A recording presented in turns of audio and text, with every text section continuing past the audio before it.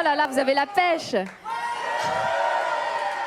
Bon bah ça tombe bien, parce que moi, ce soir, je suis venue vous parler d'un métier qui fait fureur en ce moment.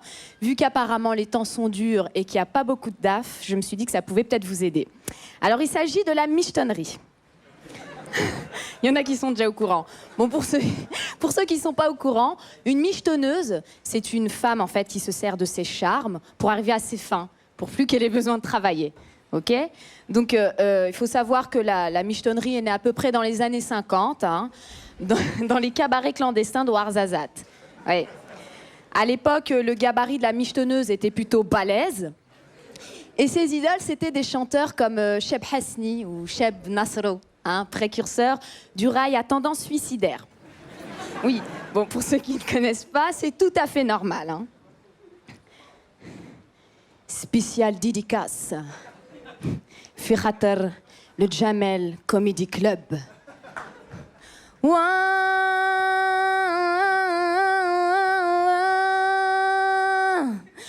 la vie c'est dur. Wallah, c'est dur. Mais m'a souffrir.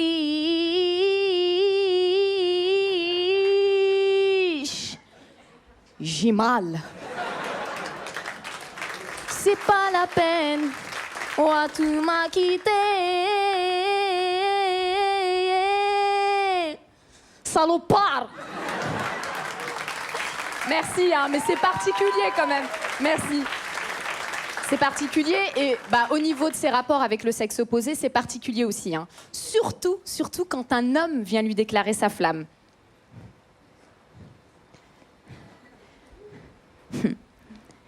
Yes, Elima. Ici, j'ai des sentiments très importants pour toi. Ah, maintenant, je sais. C'est pas l'autre, là. C'est toi. Et bah, dis donc, c'est pas trop tôt, hein.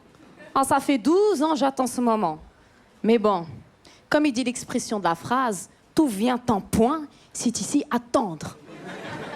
Bon, je vous rassure, hein. Je vous rassure, depuis le monde a évolué, la femme s'est émancipée.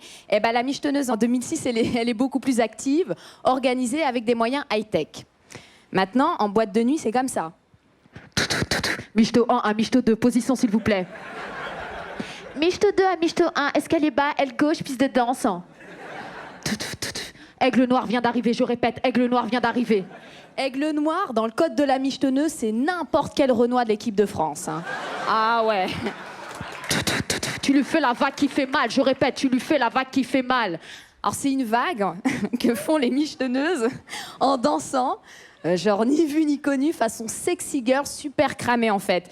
Tiens Olivier, est-ce que tu peux mettre un petit son de boîte de nuit s'il te plaît ?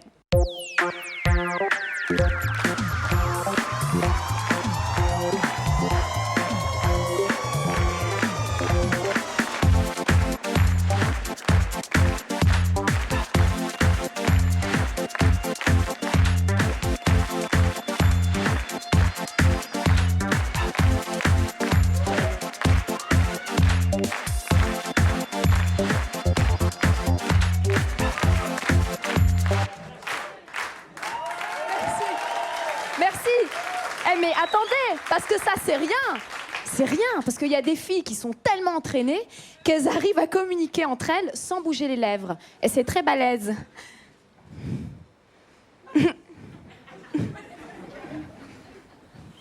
Qu'est-ce que tu fais là ?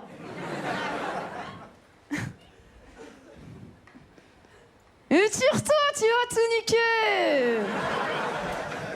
Bon, je les charrie, mais... À la finale, ces filles, elles sont comme vous et moi. Elles cherchent le grand amour, le prince charmant.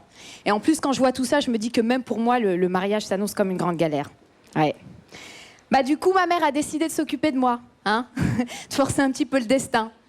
Elle organise des dîners surprises tous les week-ends à la maison, hein, pour que je rencontre du people.